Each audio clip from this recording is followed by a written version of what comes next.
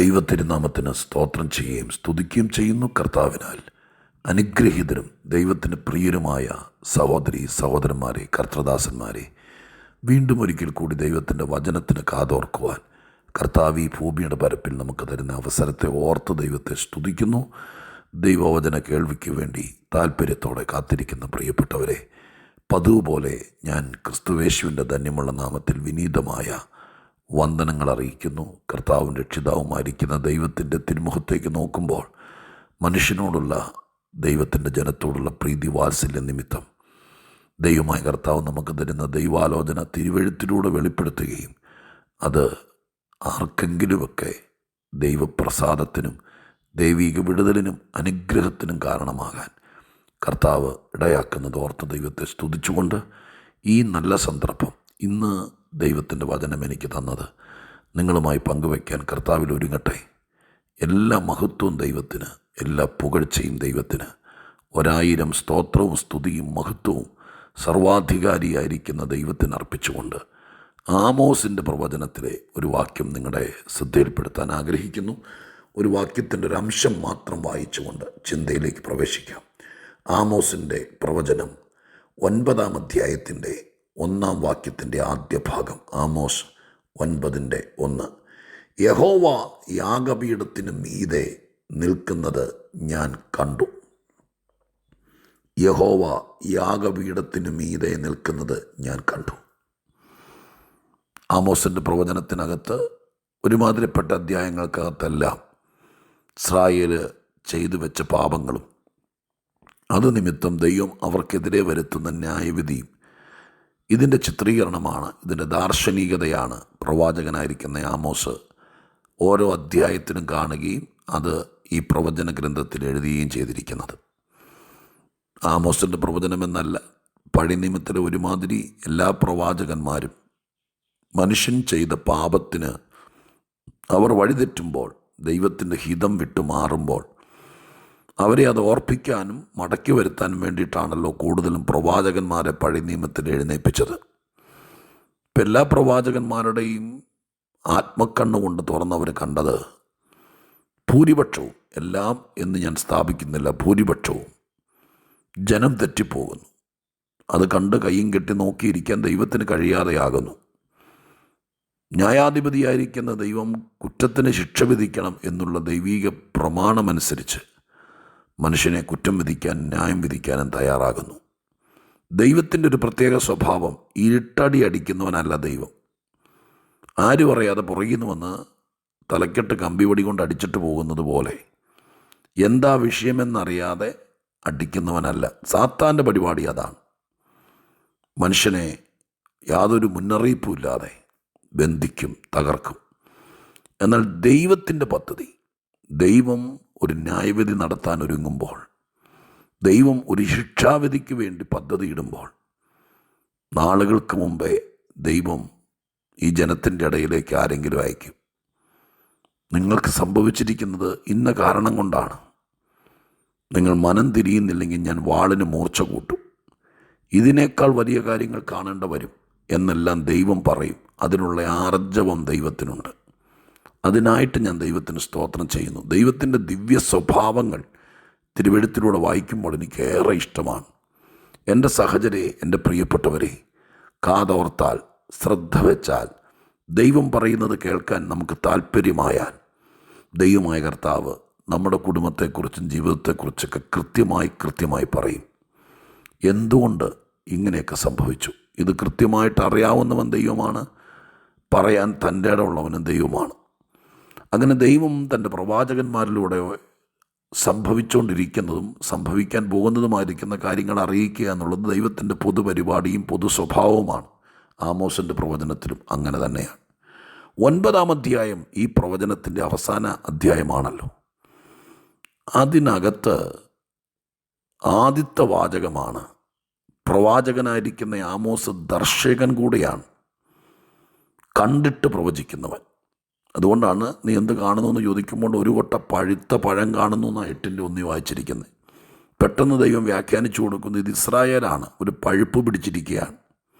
ഇങ്ങനെ കണ്ടിട്ട് പ്രവചിക്കുന്നവനാണ്. അതുകൊണ്ട് 9-ാം അധ്യായത്തിലേക്ക് കയറിയപ്പോൾ, അഥവാ അവസാന അധ്യായത്തിലേക്ക് വന്നപ്പോൾ, പഴമല്ല, പ്രതിസന്ധികളല്ല, തീക്കാറ്റല്ല, വെട്ടുക്കിളിയല്ല, പച്ചപ്പുഴുവല്ല, ഇതൊക്കെയാണ് ഇതിനകത്ത് ദർശനത്തിലൂടെ അദ്ദേഹം കാണുകയും നശിപ്പിച്ച് തകർത്ത് കളയാൻ വേണ്ടി ഇസ്രായേലിന് വിരോധമായി കയറിയിരിക്കുന്ന വിഷയങ്ങൾ. പക്ഷെ 9-ാം അധ്യായത്തിനകത്ത് അദ്ദേഹം ഇതൊന്നുമല്ല കാണുന്നത്. യഹോവയായ ദൈവം യാഗപീഠത്തിൻ്റെ മീതെ നിൽക്കുന്നു. ആ അധ്യായം അവസാനിക്കുമ്പോഴേക്കും 12-ാം വാക്യം മുതലൊക്കെ പറയുന്നത് ഇങ്ങനെയാണ്: ഞാൻ ദാവീദിൻ്റെ വീണുപോയ കൂടാരത്തെ നിവർത്തും. പിന്നെ താഴേക്ക് വായിക്കുമ്പോൾ, അവിടെ പ്രവാസികളെ മടക്കി വരുത്തും. നഷ്ടപ്പെട്ട നാളുകൾക്ക് നന്മ മടക്കി കൊടുക്കും. അവിടെ മുന്തിരിത്തോട്ടങ്ങൾ ഉണ്ടാക്കി അവയിൽ വീഞ്ഞ് കുടിക്കുകയും തോട്ടങ്ങൾ ഉണ്ടാക്കി അവൻ്റെ ഫലം അനുഭവിക്കുകയും ചെയ്യും. അവരുടെ ദേശത്ത് നടും. അങ്ങനെ ഇനി അവരെ പറിച്ചു കളയില്ല. അങ്ങനെയൊക്കെ പറഞ്ഞുകൊണ്ടാണ് ഈ പ്രവചന പുസ്തകം 9-ാം അധ്യായം അവസാനിക്കുന്നത്. 8 അധ്യായങ്ങൾക്കകത്തും പ്രതീക്ഷ കൈവിട്ട ആളുകളെപ്പോലെ പ്രവാചകൻ കണ്ട കാര്യങ്ങൾ പറഞ്ഞുകൊണ്ടിരിക്കുമ്പോൾ 9-ാം അധ്യായത്തിൽ കാണുന്നു യാഗപീഠത്തിൻ്റെ മീതെ ദൈവം നിൽക്കുന്നത്. യാഗപീഠത്തിൻ്റെ മീതെ ദൈവം വന്നതോടുകൂടെ പ്രവചനത്തിൻ്റെ ധ്വനി മാറി, പ്രവചനത്തിൻ്റെ കാഴ്ചപ്പാട് മാറി, സ്ഥിതി മാറി. കാരണം വീഴ്ചകളും പോരായ്മകളൊക്കെ ദൈവം മാറ്റാൻ തുടങ്ങുകയാണ്. തകർച്ചകളെ മാറ്റിയിട്ടവരെ പറിച്ചു നട്ട് വളർത്താൻ ഒരുങ്ങുകയാണ്. അവർക്കെതിരെ നിന്ന് എല്ലാറ്റിനെയും തുരുത്തിയിട്ട് ദൈവം അവരെ ഫലപുഷ്ടിയുള്ള ഫലപ്രദമായ നിലവാരത്തിലേക്ക് മാറ്റാൻ തുടങ്ങുകയാണ്. അത് പറഞ്ഞുകൊണ്ട് ഈ അധ്യായം അഥവാ ഈ പ്രവചനം അവസാനിക്കുമ്പോൾ അതിന് നാന്ദി കുറിക്കുന്നത് പോലെ യഹോവയായ ദൈവം യാഗപീഠത്തിൻ്റെ മീതെ നിൽക്കുന്നത് കണ്ടു. പ്രിയരെ, ഈ വാക്യം എനിക്കൊരു വ്യത്യസ്തത തോന്നി. യഹോവയായ ദൈവം ഇങ്ങനെ യാക്കോബ് കണ്ടെന്ന് നിങ്ങൾ ഓർക്കുന്നില്ലേ? സ്വർഗത്തോടും എത്തുന്ന ഗോവണി, അതിൻ്റെ ഏറ്റവും മുകളിൽ യഹോവ നിൽക്കുന്നുണ്ടായിരുന്നു. ദൈവം ചിലതിൻ്റെയൊക്കെ മുകളിൽ പ്രത്യക്ഷപ്പെടുന്നവനും നിൽക്കുന്നവനുമൊക്കെയാണ്. യാഗപീഠം 2 കാര്യങ്ങളാണ്. ഒന്ന്, പാപ വിമോചനത്തിന് വേണ്ടി ദൈവം ഒരുക്കിയിരിക്കുന്ന ഒരു ഉപകരണമാണ് യാഗപീഠം.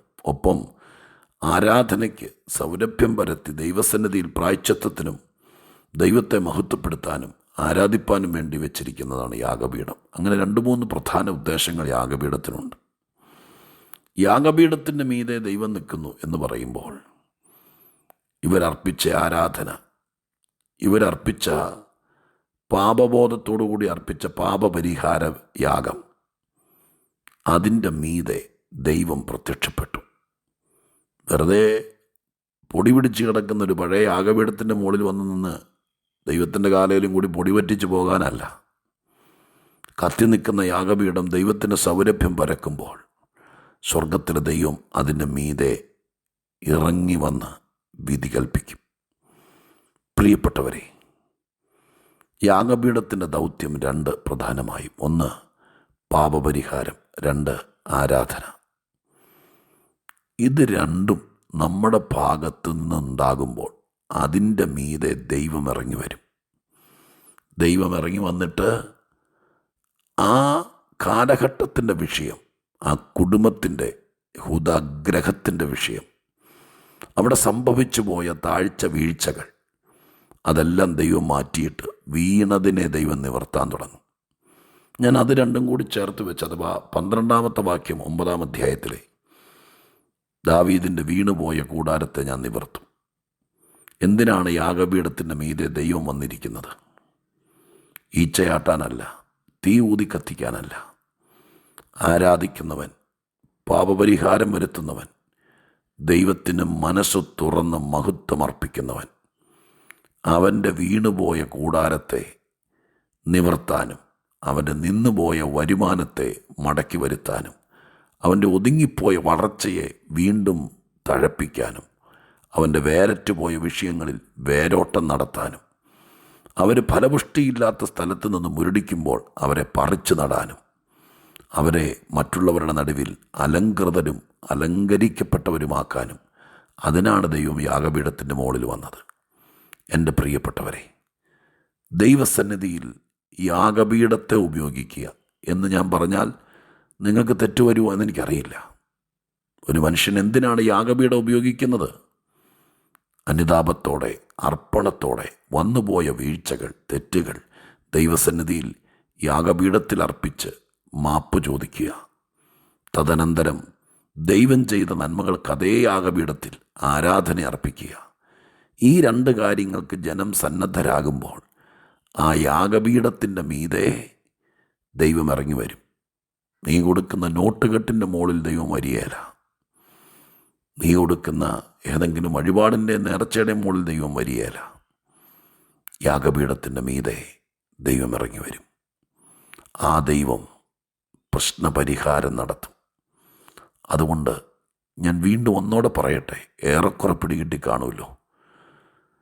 ദൈവീകമായിരിക്കുന്ന പദ്ധതികൾ നടപ്പിലാക്കാൻ പണം ഉപയോഗിക്കുകയല്ല, ഏതെങ്കിലും കൃപയുള്ള ഉപദേശിമാരെ ഉപയോഗിക്കുകയല്ല, നമ്മുടെ വീട്ടിലെ ഏതെങ്കിലും ആത്മീക സെറ്റപ്പുകൾ ഉപയോഗിക്കുകയല്ല, ഏതെങ്കിലും തീർത്ഥാടന കേന്ദ്രമോ ഒരു ധ്യാന കേന്ദ്രമോ ഒരു ആരാധന കേന്ദ്രമോ ഉപയോഗിക്കുകയല്ല.